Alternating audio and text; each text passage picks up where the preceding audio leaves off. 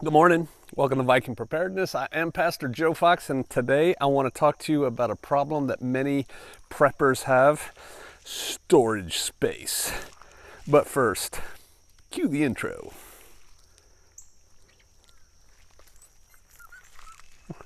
What are you crazy people doing?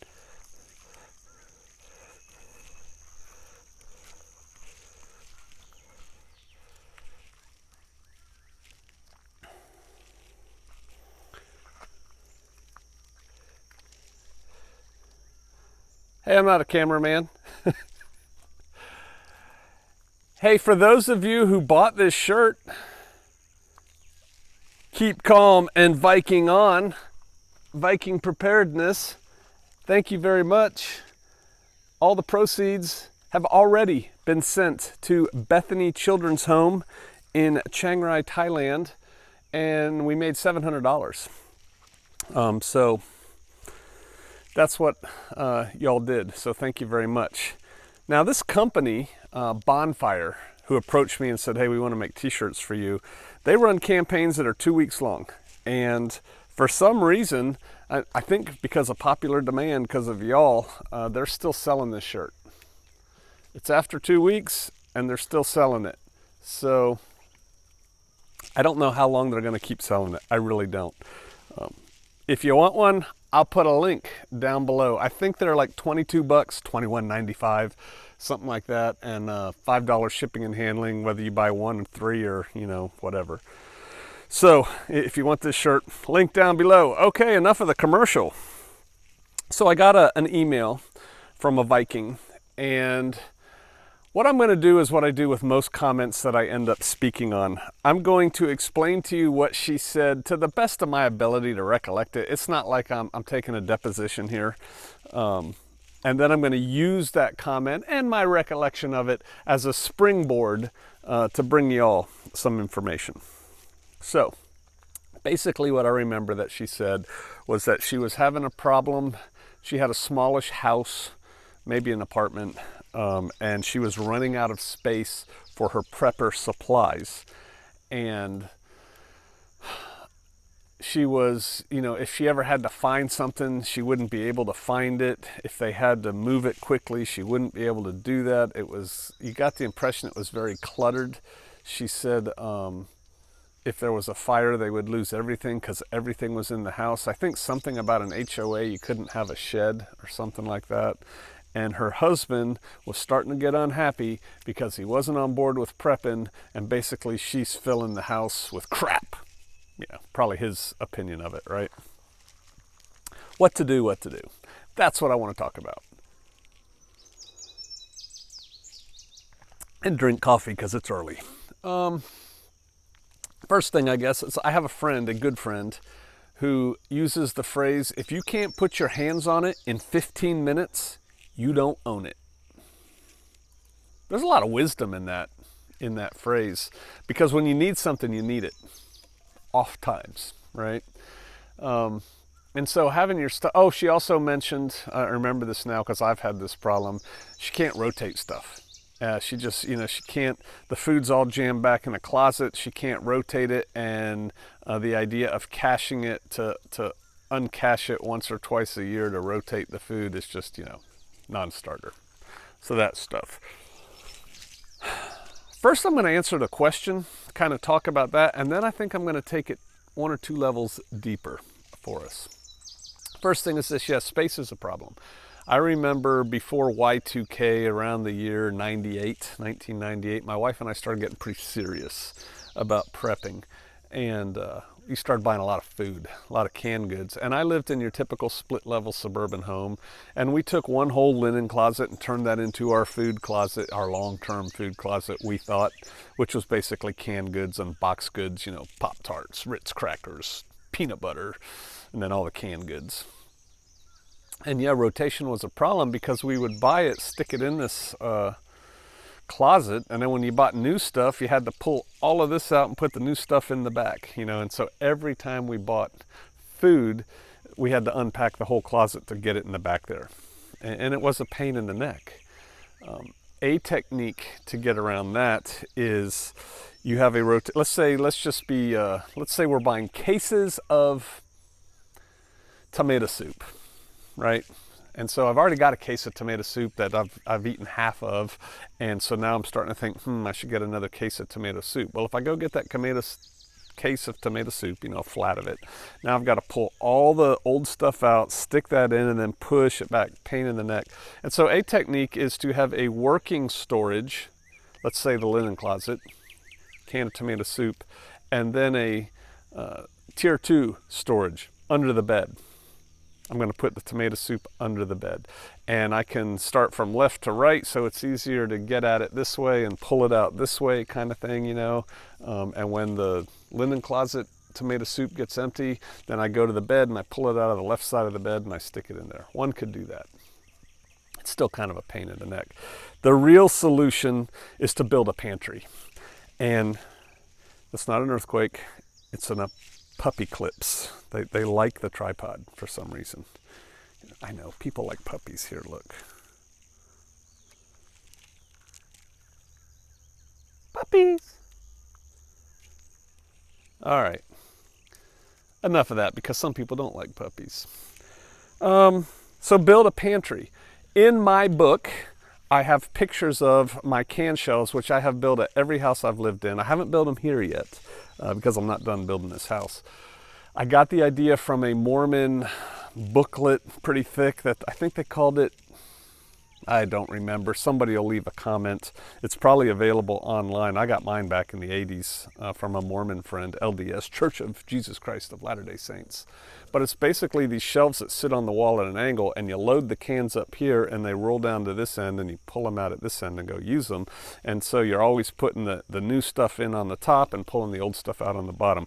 Those are great shelves. They're easy to build. I built them before I knew how to build anything.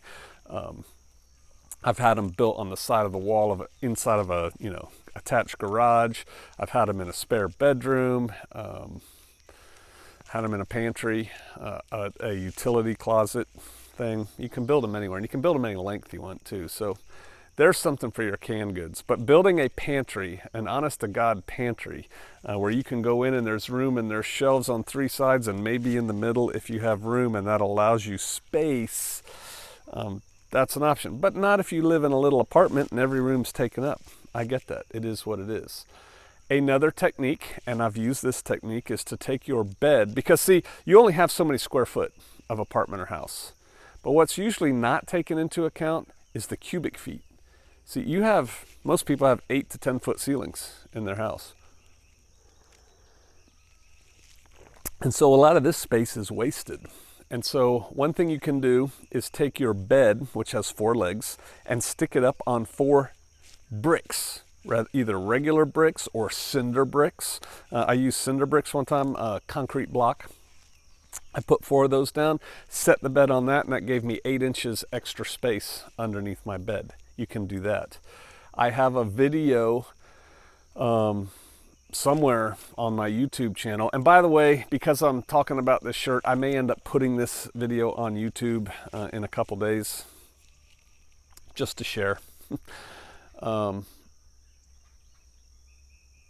I have a video where I took food buckets, 5-gallon buckets that I had filled with food, and I just arranged them in the footprint of the bed, the mattress, got rid of the frame, laid plywood on top of the buckets, then box spring, then mattress, then made the bed, put a dust ruffle around the bottom.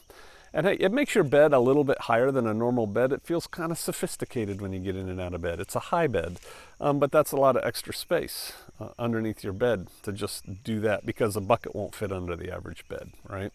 There's a lot of space in closets, closed closets up high. You could build shelves up there and store stuff. Another thing we did, we were big into ramen noodles for a while. And we bought them in the cases, and I stacked all the cases up in the corner of the living room, about this high, and then just draped a piece of material over it and put like a little pot or something on it, so it looked like an artistic little stand. But really it was just a whole stack of cases of ramen. You could do something like that. under your couches. You can't put your couches up on cinder bricks or you'll feel like a little kid when you're sitting on there, your feet will wiggle. But you can put your couch and some chairs up on regular bricks. Just, you know, give them a couple inch lift, and then that gives you more room under your couches. You can do that. Where else did we used to store stuff? Because see, we've moved on from that. I know I'm pretty sure she said the HOA won't let her store like sheds or anything in the backyard, but man, sheds are the bomb. Where'd my shed go? It was in the background of this picture. Sheds are the bomb. If you can buy or build a shed in your backyard, you can store all kinds of stuff like that.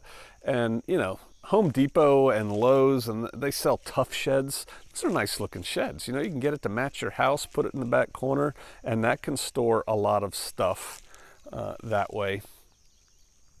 I like shelving. I'm not sure if it's in my book or not. I can't remember. I certainly have videos on it way in the back. But I took a garage, a 30 by 30 garage, and I just basically filled the thing with shelving. And I made the shelves such that, you know, with tote bins, every prepper has tote bins of one form or another, right? You can't really stack them well because they start squishing the ones underneath and breaking the lids and all that stuff. So I built shelves, simple shelves that held a tote bin with about this much space above each tote bin. So if I wanted the tote bin here in the middle of the stack, fine, you just pull it out because everything else is on the shelf. And I built them floor to ceiling all the way around in the garage, and that worked well. And then organization, you can't just throw crap in there. You have to label it. And what I did, I just took masking tape, taped it on the bin, and wrote on it with a Sharpie what was in it, you know, tents, something like that. The problem is if you have a moisture problem, moisture issue, sometimes that tape will peel off. And so I had an idea. I never followed through with it. I started it and then I didn't do it. I took a paper plate, I laid it on a big flat piece of cardboard, I cut it out with an X-Acto knife, so now I had a template for a circle. And I actually bought white paint, spray paint that goes on plastic. And my idea was to go around and paint all the bins with a big white circle, and then when that dried, label the bin, 1, 2, 3, 4. Because another thing I didn't like was somebody being able to come into my garage to help me do something and look at my bins and go, huh, Barbies?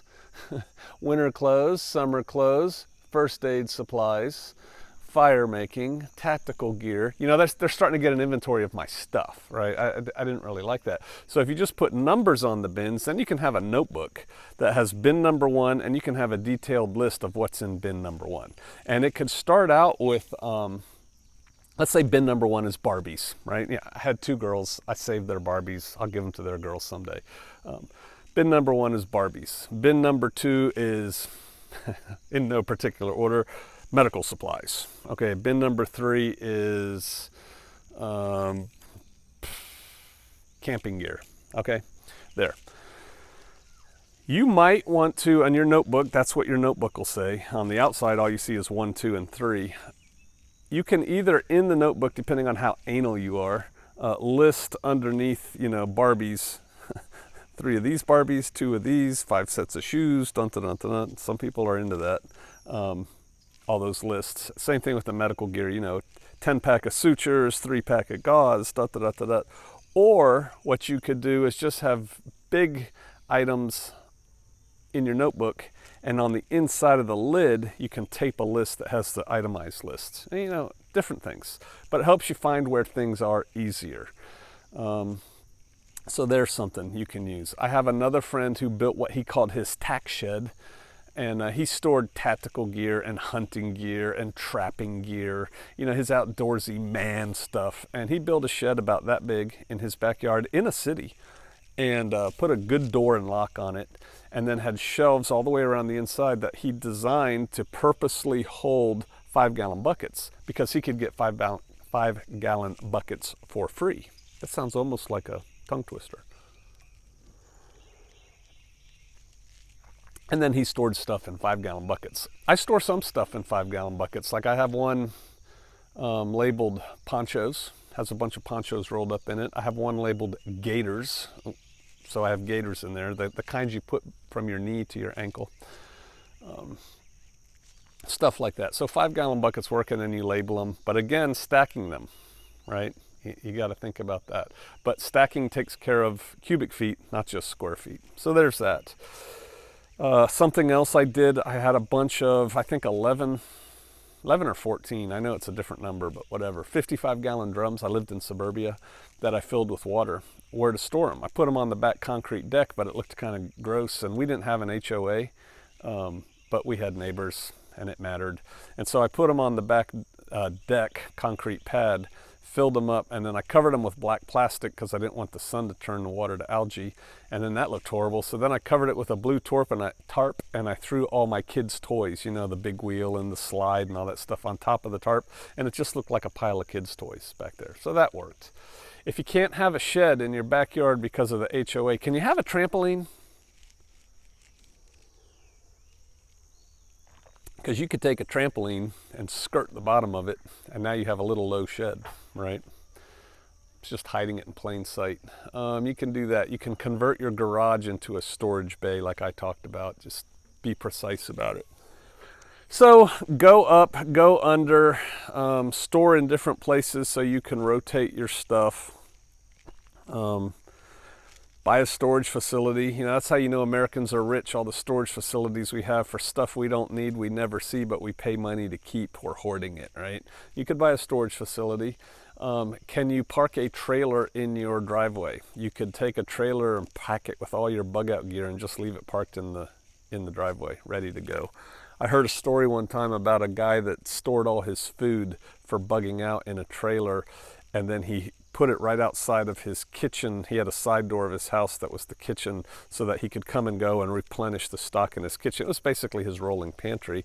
And then he got tired of going out in the weather, so he built a shed around the trailer that attached to the kitchen, but he purposely made it weak and left the hitch sticking out a part of it, so if he had to, he could still hook up and just drive away. I thought that was kind of a cool idea. So there's some ideas on that. Offsite storage, maybe you can store it at somebody else's house, take a monkey off your back and put it on theirs, that kind of thing. But let's talk about some deeper issues now. A lot of people, I have a video in the early days, way back, probably in the first 20 videos that I ever shot, talking about the stages of survivalism. That is what I think I called it. And a lot of people go through the stage where, and it's an intermediate stage. It's a fairly advanced level stage. It's a doomsday prepper stage where people just start amassing stuff for the apocalypse. Not just food, but you know, I've got my sewing needles in case I ever decide to hand sew, and I've got all these boxes of thread, and I have all this medical gear, and I have all this washing clothes off the grid stuff that I've never put my hand to, and I've got this and I've got that, and I bought this cool gizmo and this cool gizmo, and I bought these 4 knives, and I bought these 20 flashlights that Pastor Joe advertises, and I did this and I did that, and I've got all this stuff, man, and there's this hole in your soul that's like, I gotta fill that with more stuff so I can survive. And it can become, don't take this too personally, but take it, evaluate it, chew the bones, spit out the meat. If it works, keep it. If it doesn't, throw it away. It can become something of a sickness where it's all about just accumulating stuff, and getting the stuff gives you this feeling of satisfaction and this feeling of, okay, I'm ready now for the apocalypse. I mean, just open up any prepper magazine that's out there. All they are is a slick advertisement through the whole thing. If you have this knife, you can save your woman and child in a rainy, dark night from whatever comes. Come on, really? What's the difference between that knife and the butcher knife that's in your drawer, if it comes to saving your life from that thug over there? If you don't know how to use that knife correctly, it's not going to be a whole lot of help to you anyway, which brings me, well, let's go back to the hole and then we'll come to that. You got to address that hole in your heart. A big part of that hole, I'm Pastor Joe Fox, is because you don't have Christ in your life. And so you've got this huge hole and you're trying to fill it with whatever. Other people fill it with booze or sex or drugs or, you know, whatever. They just throw stuff in there and it never satisfies. So there's that.